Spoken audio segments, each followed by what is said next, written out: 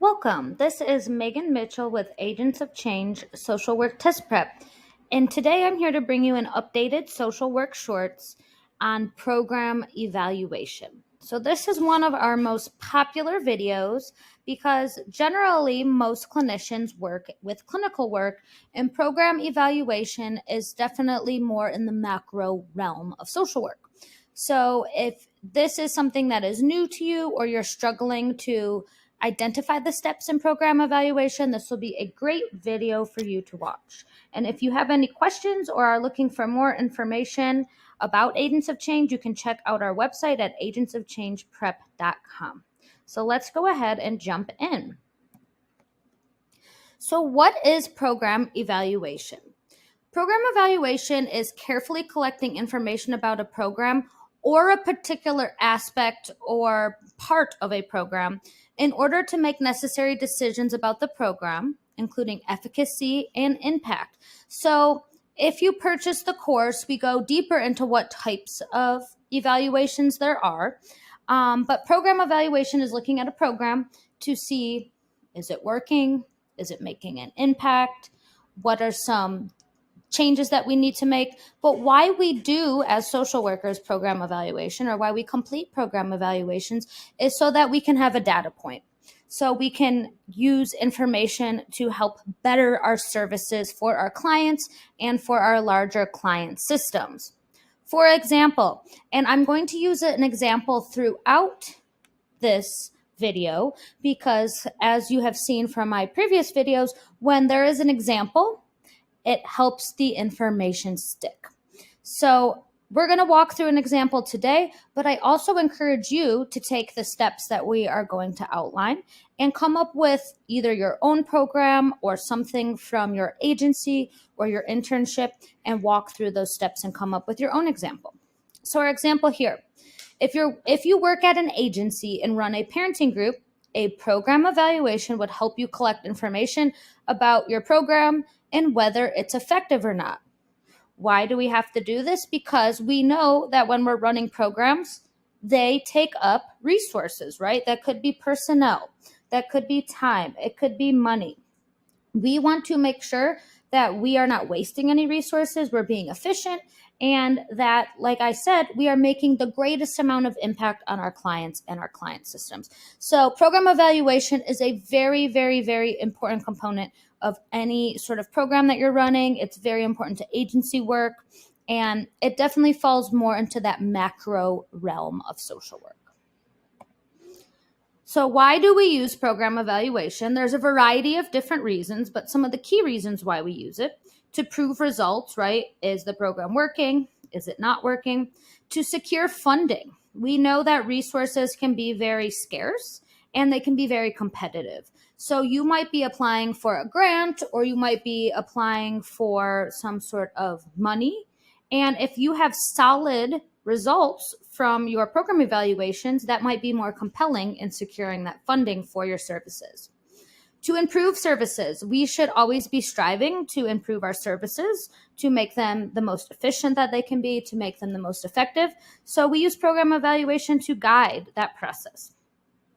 Why else might we use it? To cut costs or justify needing more money, right? So we might do a program evaluation and see that we are wasting a lot of resources that could be monetary resources.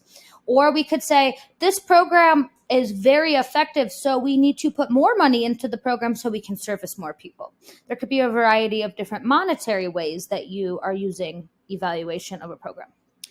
And then to compare and contrast efficacy with other programs, right? So you might have to make hard decisions, right? Which program's going to stay? So you would need to use data. We know what we are always striving to use data to inform our decisions. We need evidence to show why something's working to guide our decision making. So program evaluation gives us those data points. So there are 6 steps, and people always ask me, where did you get these steps from? I use the guidance from the CDC. So this is the guidance that is put out by obviously that very large organization.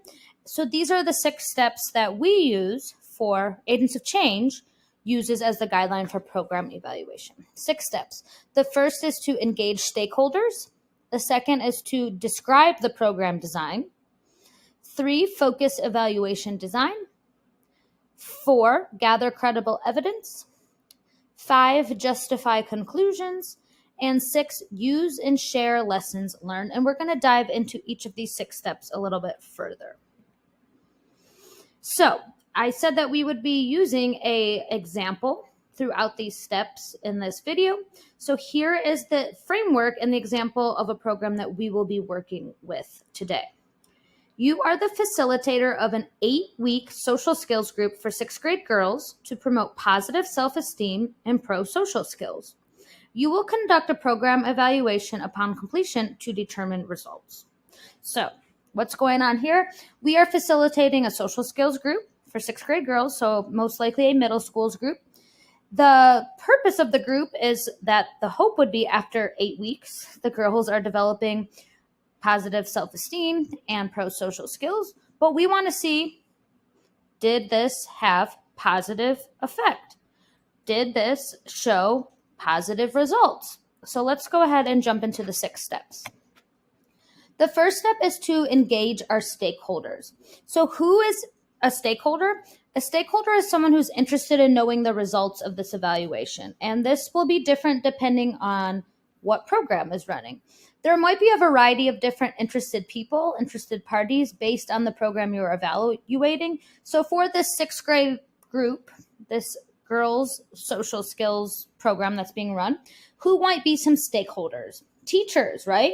They probably want to know if there's going to be a positive effect for this group because these are going to be students that go into classrooms.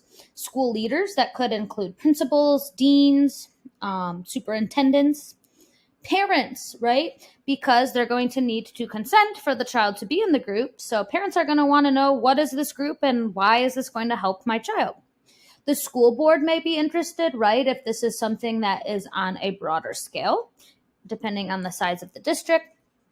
Outside funders, so sometimes grant money is used, or there are different people that have different donations that are made, and there might be certain initiatives that they put money towards. So an outside funder might be a stakeholder that is important to note here. The students themselves, right? They are middle schoolers, but it's super important that they are engaged in the process and they also know the intent of the group and the results of the group. The facilitator, right? Lots that could be done to maybe improve the group, what worked, what didn't work, and then community partners. So maybe you have in your school community-based organizations that this would be helpful for, or community partners that could also benefit from the results of this evaluation. This is not an exhaustive list. This is just an example. It's going to depend on your setting and a variety of other different factors. But always you want to say, who are my stakeholders first, because that's going to be important to know who cares about the results of this program. The second step in program evaluation is to describe the program. We need to know what the program's doing, right? So in this stage, you're describing what the program does. You are not describing your evaluation design or tool just yet. You will get to that. But you're going to describe the program, including what outcomes or goals are set for the program or were set for the program. And this should be comprehensive with as many details as possible. So you don't want to just say, I ran a social skills group for middle school girls. That doesn't give us any tangible outcomes, tangible goals, or anything to really measure what was going on. So here is an example of how we could describe the program. This program was a school-based social skills curriculum for 6th grade girls identified as having low self-esteem from teacher and parent reports. That one sentence there gives us a great deal of information. We know that it was a curriculum that was used. We know the population, 6th grade girls, and how were these group participants selected? They were identified from parent and teacher reports. The program ran for 8 weeks, so duration is important. And it was held for 60 minutes, 2 times per week. So 8 weeks, 16 sessions. The goal of the program was to increase self-esteem as evidenced through teacher and student reports. This here is a very solid example of what the program did, who was involved, how frequently it met, and how was data collected. Our third step is to focus your evaluation design, right? This is where you have to pick what type of evaluation design you're going to choose.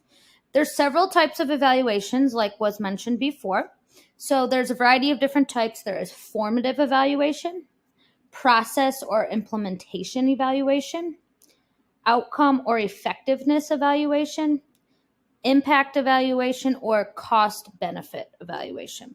So for this specific program, we are going to choose an outcome or effectiveness evaluation. So we're going to determine if the social skills group achieved the established goals and if the program produced the intended results. So was it effective? What were the outcomes? That's what we're going to be looking for with this program evaluation design.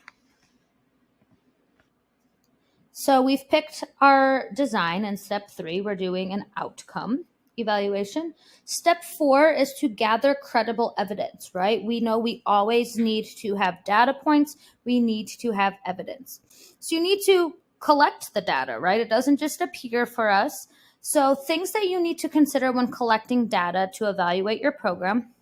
What data are you going to collect? There are a variety of different data points that could be collected, but it all depends on what type of evaluation you're doing, what your stakeholders want to see. So this is not going to be a uniform choice. It's very tailored to the program. How are you going to collect it, right? Is it going to be pre and post tests? Is it going to be done via an app? Is it going to be done via observations? How are you going to get this data? And then does your data measure program goals? You want to make sure that the data you're collecting is aligned with the goals of the program, right? It would not make sense otherwise. So our example here, to gather data, we will use pre and post intervention self-esteem rating scales from students and teachers or parents, right? So we are using a rating scale.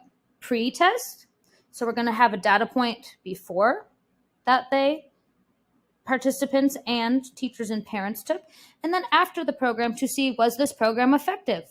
Did it meet the outcomes that we want it to? Staffing, cost of the program, and fidelity of the program will also be reviewed because we need to know who was running the group, how much did it cost, were they able to run the group with fidelity? What does this mean? The group was intended to run for 8 weeks, twice a week for 60 minutes. Did that happen, right? We know, particularly in a school setting, things come up. So maybe there was a holiday and school did not happen. So they didn't actually get to do the 16 sessions in 8 weeks. Maybe it had to be extended to 10 weeks. What was attendance like in the group? This is all really important data points that would be needed to help shape your program evaluation. Step 5, you got to take that data and draw conclusions, right? So we have all this data. How do we make sense of it? What does the data mean? What does the data show us? So we're using the results of the data to draw conclusions. So what do we do here? This step includes analyzing the evidence, so all that data we just collected, making claims about the program, so connecting the dots, I like to say. Did this program work? Did it not work? Was it effective? Did it meet the program goals? Did it meet the outcomes? And then comparing the results with expectations. So whatever our goal was that was set, did we meet those goals? Did the participants meet the outcomes? So this is just an example, but let's see what our results show for this program. The evaluation data shows that 85% of participants saw an increase in self-reported self-esteem from pre-test to post-test. There you go. That is a data point. 85% of people that participated in the group had an increase in self-esteem. 70% of parents and teachers reported an increase of self-esteem from pre to post-test, right? So parents and teachers are saying they saw the effects of this program as well. The program ran with fidelity and within budget. So it was supposed to run 8 weeks, 2 sessions a week. It did just that, and it was within budget. So you're going to have costs generally associated, whether that be time or resources, and it was within budget. We can conclude that the program met targeted goals and improved participant self-esteem, right? You could get much deeper into the data here, but this is just for example purposes of some justified conclusions that we can draw from the data that we got. So step 6, Share lessons learned. What can we do better in the future? What did we learn from running this program? So what did you learn from evaluating this program? The data and observations from program evaluation can help improve programming in the future. That's why you don't want to skip this last step, right? You want this to inform your future work. So the data from the evaluation can help you determine where to cut costs. So was there costs that could be cut? Was there more staff needed? Was there more resources needed? This can also be used to inform programming, how you can improve the programming, right? Maybe you were running it during lunchtime and the time that you ran it was not necessarily the most beneficial time. What are the training needs? You might need to train the trainer, right?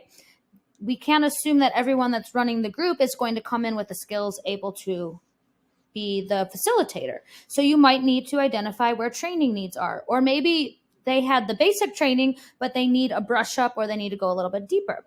And then you might be able to identify outside partnerships, right? So maybe this was really great and you want to partner with the community mental health agency because you think that bringing them into the partnership could be beneficial as well. So what's an example here? From this evaluation, we can conclude that 2 staff members will be needed to run the group.